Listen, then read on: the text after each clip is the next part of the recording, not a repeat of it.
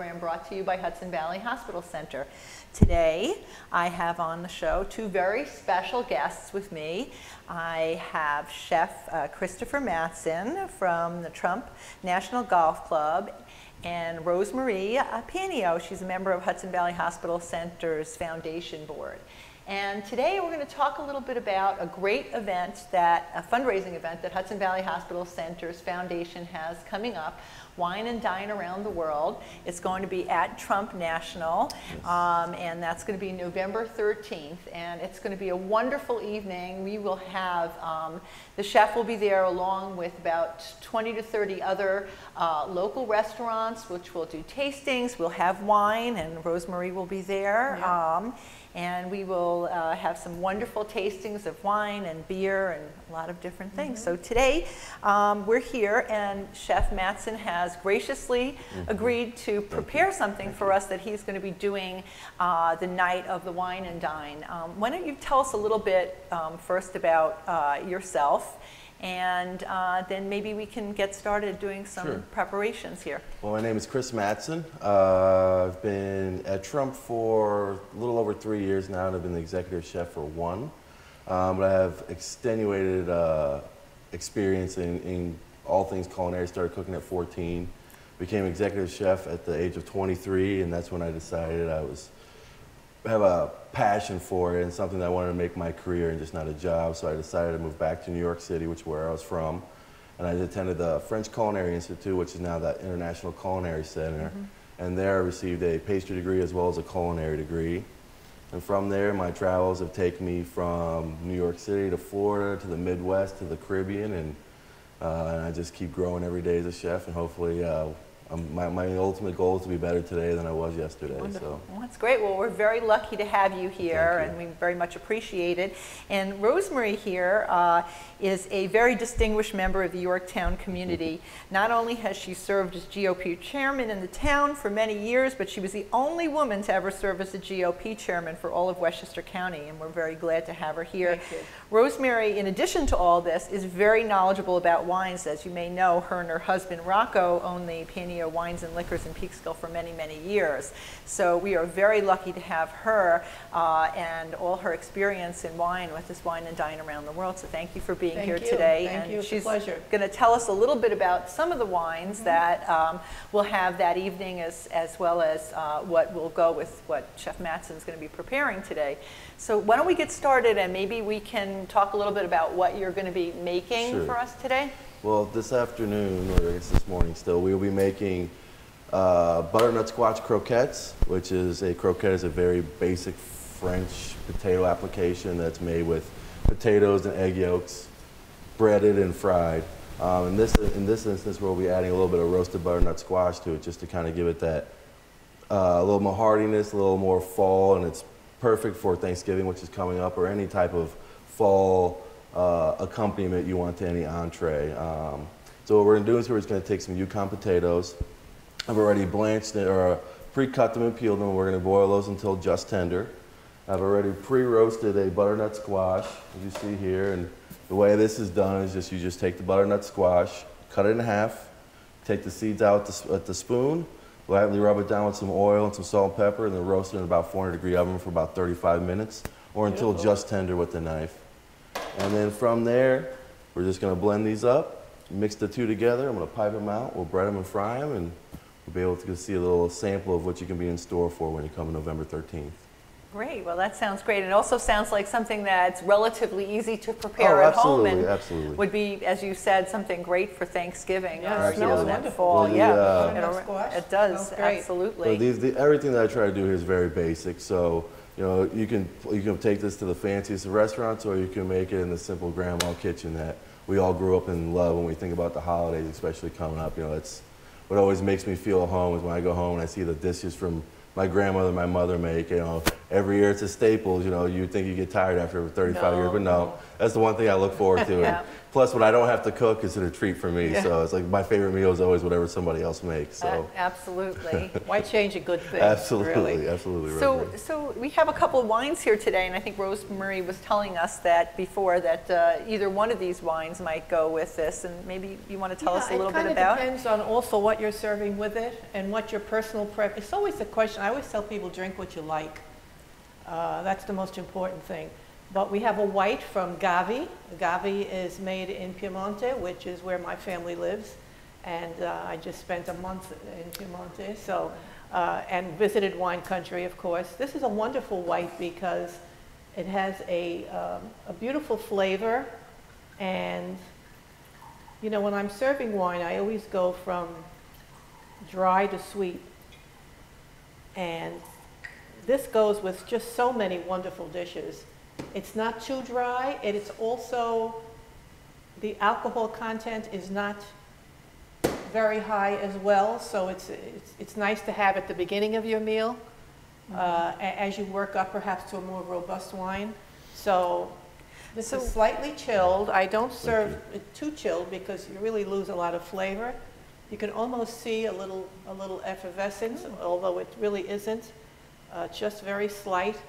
And it's a white wine that really is undervalued. It's moderately priced, and it's a great wine to serve with so many dishes like fish or risotto.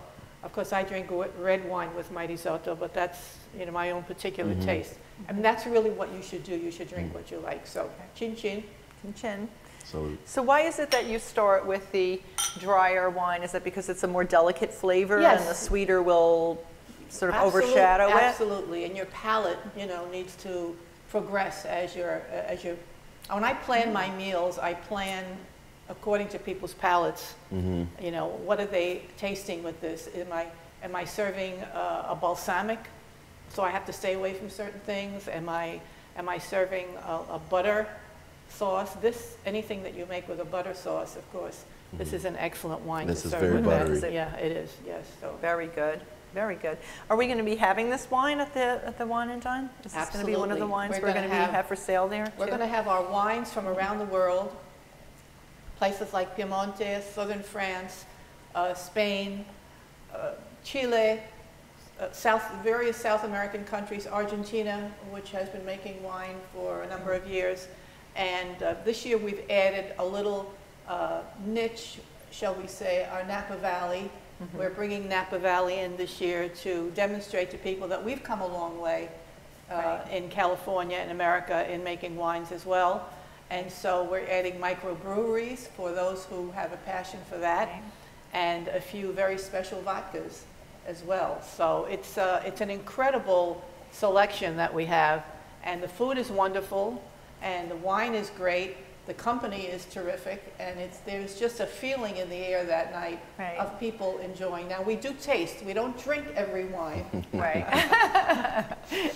Exactly. Right. But we can, we have a tastings from different restaurants as well, so that you can eat up. Yes. Tasting. Yes. Wine is incredible. The food is incredible. Yeah, it is. And as you said, it's a wonderful evening. It's very relaxed, and there's just a very social atmosphere. Absolutely. It's a fun night, and you really get to try, you know, not only the great wines, but you get to understand what our local restaurants have to offer. Because I remember last year really stumbling upon a number of restaurants that I didn't even know existed that had some wonderful, wonderful foods. Yeah. So it's a good place to learn about the restaurants in our area and all they have to offer. And we have this magnificent venue.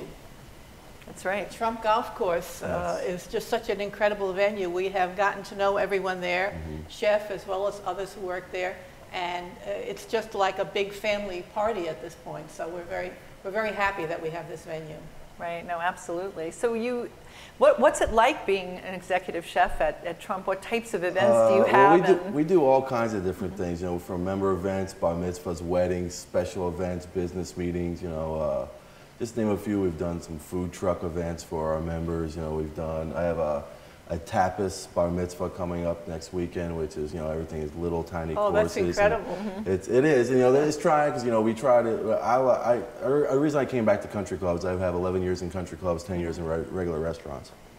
and I enjoy being a part of people's big moments in their lives. So special events, and the one thing that I like about Country Club as opposed to other venues is I get to pretty much dabble in everything, as to where, you know, some restaurants, you know, you might have the luxury of change the menu weekly, daily, monthly, but still you can only do things in a limited scale. Here, we have a member restaurant that I can, you know, twist my brain about. I also have member parties, plus all these different events that we do for our, you know, private and public clientele as well. And, you know, it just really goes back to what I try to do every day, and that's just make myself a complete chef. That's why I went back and got my pastry degree. And just, you have the ability at a country club, and especially at Trump National, because they're so supportive of continuing and pushing forward with what we do there and trying to always elevate and give everybody the Trump experience that we can give them.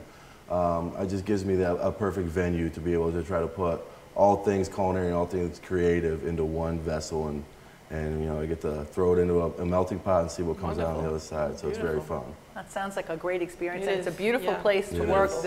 The view there is just Incredible. magnificent, Yeah. and you're climbing that hill, and you're like, my God, when is this going to end? And Yeah. you're at the It's a top, and you wonderful can place, just yes. see for miles. It's We're very grateful. very beautiful, Yes. very It is. beautiful. And when Hudson Valley, the wine tasting came in a few years ago, I've had the privilege of being a part of it for a few years, and you can kind of see the evolution of more and more people coming, more and more booths every year. We have to put more tables out, you know, so it's nice that every year you see a progression and a furthered development and a following. So it's nice because, you know, it always challenges you to do better, because, you know, you want to make sure that people that show up again that were here last year are like, wow, this is better than next year. And the people that come for the first time are left blown away and look forward to the next year. So I always believe everything has a trickle-down effect, you know, and it's always about putting your best foot forward. And Rosemary and everybody else that's involved with this from Hudson Valley does a great job putting it on. We're just happy that we can be involved. Well, we thank certainly, you. We certainly enjoy it. Yeah, I mean, I think the other thing about this event is that not only is it a wonderful event, but it's for a wonderful cause. Absolutely. And I think that maybe a lot of people don't know that the evening raises funds for the Ashikari Breast Center, which is our breast cancer group here at Hudson Valley Hospital Center. And the funds go to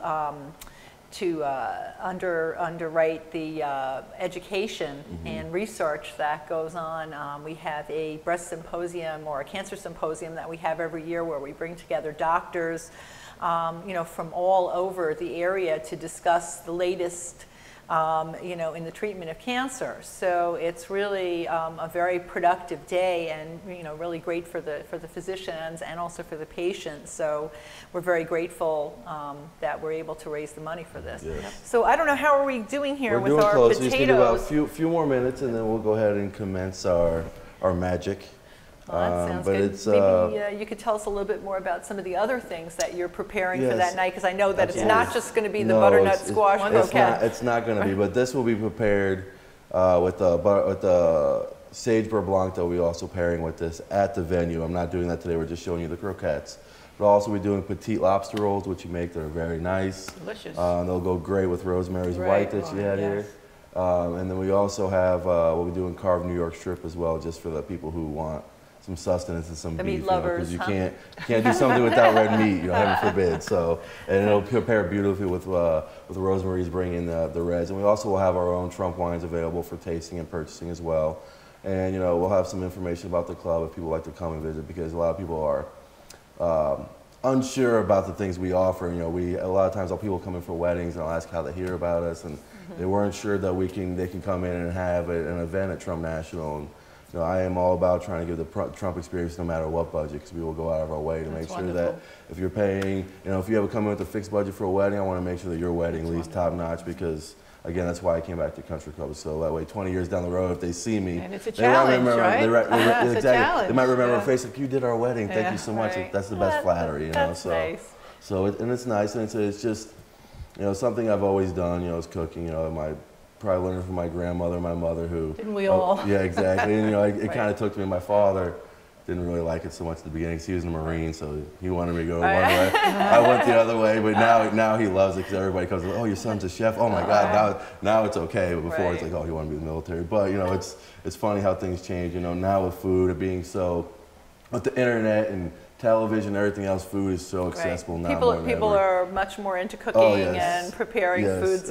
But you know, I wanted to go back to, we talked about the red wine, and maybe you can tell us a little bit about the red, and then maybe you can tell us a little bit about, you know, the wines that are going to be at the event. I know, I'm not really sure. I mean, basically you're there and you can taste them and then you can order them, correct? Yes, you can order them as well. And of course the proceeds from the wine orders go to the Ashikari Breast Center as well. And then they can be delivered before They can be delivered before the holidays. Before the That's holidays. why we time it. Right. Our reasons are because of fall harvest, and it's appropriate to have a wine tasting at this time of year, and also because it's just ahead of the holidays, so you can plan for your holiday meals.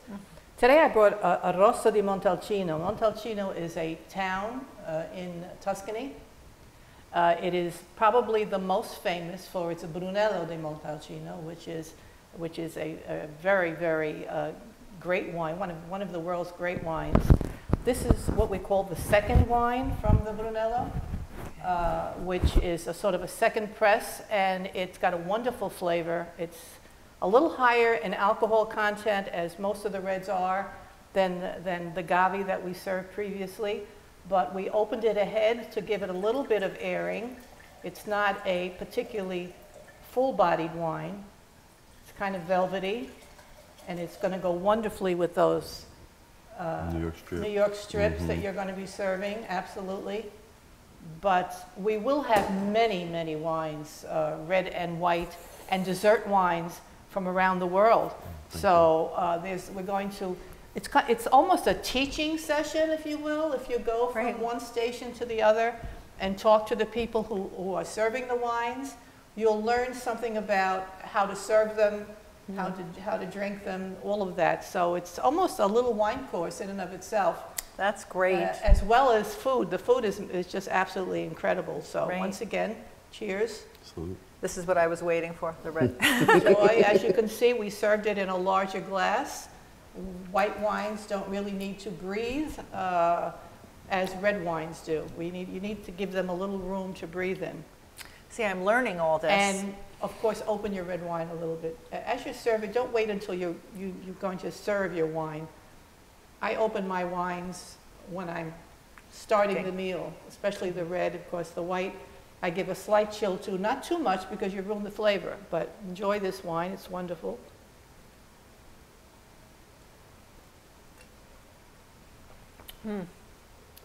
Delicious. It's just enough. Very good. Right? Yeah. We're from wine country ourselves, so it's kind of around you all the time. As I said, we just spent a month in Italy, and in Piemonte, you know, you drive down various, not in the big city, but in the outskirts, and you just see those grapes hanging there, you know, and you know what's coming shortly. So it's just a wonderful experience. I really suggest that everyone do it. I want to run out and just pick all the grapes and eat them. Well, you really need to talk to the person who's selling wines. They should. They don't always, but they should know a lot about where the wines come from, how to serve them, etc. If it's a good wine shop. Wines have always been part of families' dinners from the beginning of time, so it really shouldn't be intimidating. Of course, we don't overdo it, but we drink. My dad always said when we reached around 15 or 16, you can have 2 fingers of wine, you know, with the holiday dinner. And it's funny that it stuck with me that I never drink more than a half a glass at a time, because I keep thinking of my dad saying, 2 fingers, that's it. Old habits die hard. Right, so it's always been a part of many families and for generations. So it's kind of a new thing now, a new old thing. To serve wine with family dinners. So why don't we show the folks here what it is that how we're going to make this. So we boiled off potatoes, and one that's very paramount when you're making croquettes, or the base is called duchesse potatoes. And what we want to do here, so after we boil them, we're taking the oven, and at 350 degrees for about 10 minutes, we're going to let it dry out. And then, because you don't want to have the potatoes too saturated with water, because then they're going to become soupy. When you try to make the croquettes, you're going to have pretty much discs instead of nice round or ovular or tube-shaped items. So I'm going to go ahead and peel off.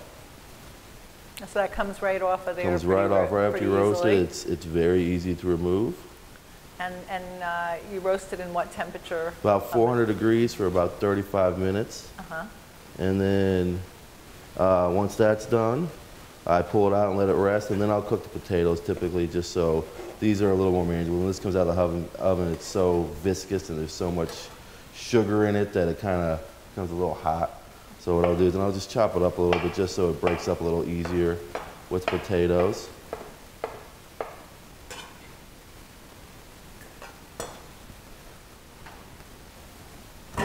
And now what we'll do is we'll go ahead and take the potatoes out. They should be ready.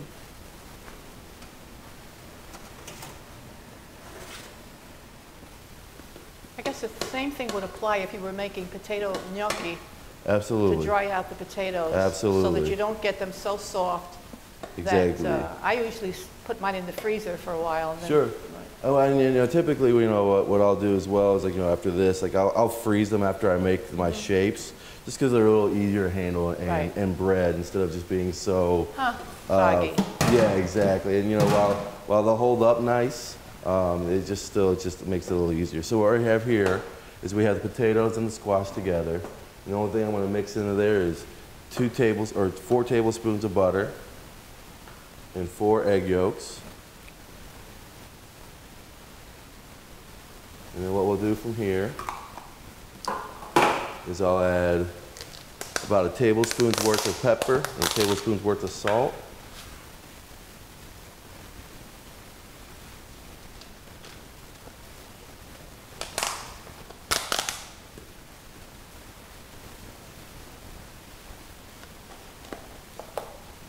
Okay, and then I'll take it over to the mixer. And so I'll start on slow just to get the potatoes mashed up. Beautiful thing, the mixer. Oh, it's a beautiful thing. I'm a low-tech person myself. I bought my mother with a potato masher. I bought my mom one for a while ago for Christmas, and I bought her all attached with pasta and everything. Oh, it's wonderful. It still sits in the box. Every time I go visit her in the winter, I'm like, Mom, okay, where to use this attachment today? So let's use pasta maker. I'll show her to make fresh pasta. I think you have to get comfortable with the appliances that you're using. Absolutely. So that's, that's it. Because most of the time I'm just in a hurry and I'm like, do I need to get this thing out? Do I need to wash it? Most of the time I'm just grabbing a knife, a paring knife, and I'm like, doing it on the fly. But it is lovely to be able to have wonderful kitchen appliances to work with. The pasta cutters are just incredible. Oh, yes. How many years did I use the old cranks? So that looks nice and smooth. So here we have the mixture, and it's just everything we put in the potatoes, squash, egg yolks, salt and pepper. And the potatoes, again, we dried out so we have this nice thick mashed potato consistency. And so what we do from here is we'll take those potatoes, and I like to put them in a piping bag, but you don't necessarily have to if you can't find one. If you can't find one at the store, you can usually find it in any decent grocery store will have pastry bags now. You can either use the nylon ones or the plastic ones, or you can use the disposable ones like I have here. But if you don't have one, you can just let that cool off in the refrigerator as well. Then you can roll them into balls. Sometimes I just use a plastic bag. Sure, exactly. A Ziploc bag. Ziploc bag, just cut the end off of it. There is no set way to do this. This is just something I have on hand, so I just, out of practical uses, I just use this. So I'll just cut off a little bit to make a certain shape, because I like the long tubes. And so what we'll do from here is I will just now pipe it out so I get a nice long tube.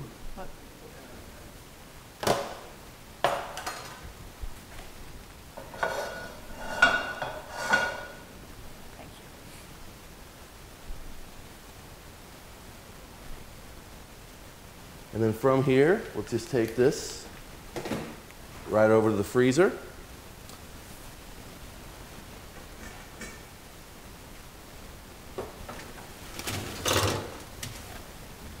It's a beautiful thing, isn't it?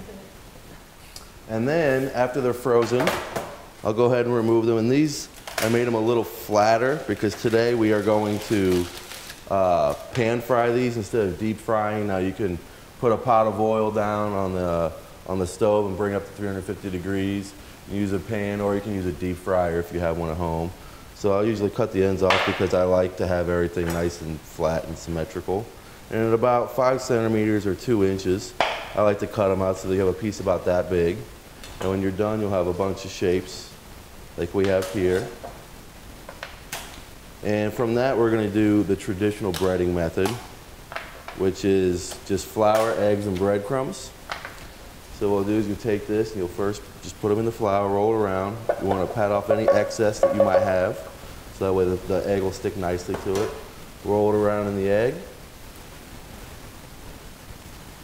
Dip it in the breadcrumbs. Are you using the whole egg The whole egg. Oil for that? Canola, regular oil, you can use grapeseed oil. Any actual neutral oil works best. I mean, I don't typically use olive oil, and especially not extra virgin. But it really oil's preference, you know, whatever you like. I only use extra virgin to finish items with salads, fish, whatever. Yeah, So, that looks good. And then typically what I do after I put something in a pan, because, you know, just a normal energy exchange, when you put something hot or something cold into something hot, it's going to bring down the temperature a little bit. So I let it go for a little bit, but then when the temperature comes back up, I usually turn it down to like medium, low, because I want it to get a nice fry instead of being too brown. Right. And what we do is, like, you know, just give it periodic. Yeah, we'll give it periodic turns. Does that look yummy? And you're also going to be doing, right, what was it? You said the lobster rolls, yes, right? Yes. That's it's just a little petite lobster roll. We're serving a little club roll. And then the carved New York strip, I'll serve with a nice little au jus that we'll make in-house. And so I usually try to keep everything simple, classic, and just, you know, to the point, make sure it's seasoned properly and then it's cooked well. And, you know, everything that we make in our kitchen is made with the utmost amount of love and passion. You know, if I see somebody upset when they're making something, I ask them not to make and go on to something else, because if you're not happy when you're making it, you're going to taste it. That's my full belief, you know. Wonderful. Just tell us a little bit about tickets for the wine tasting. Tickets, you can go online, right? You'll tell them where to go. hvhc.org. Or call. Or call the foundation office. It's a wonderful wining and dining experience for everyone, as well as being for a very, very good cause that we should all be interested in. The restaurants just do a fabulous job, and they love coming and sharing their food with us. And the wine is magnificent. Stop by to see my husband, Rocco. He's always a big item at the show, having had a lot of experience with wines. And so it's just a wonderful event, and it's $100 a person. Right. And $80 of that is tax deductible. Right. So not only are you getting this wonderful evening for $100, $80 of the $100 is tax deductible. Absolutely. How can you really go wrong with all this food and wine? And you know, for a great cause, as we mentioned. So it's a wonderful. We hope you'll all help us not only have a good time yourselves, but help us raise money for this great cause. Right. So it's something that I love to do. I've been doing it now for 4 or 5 years. And we thank you so much for being chair of this event. It's a pleasure. I have a great committee and great people who come and who have become wine friends, so to speak. And of course the chef and Trump, which is such an important part of this event. So it's just a pleasure, and it's for such a worthy cause.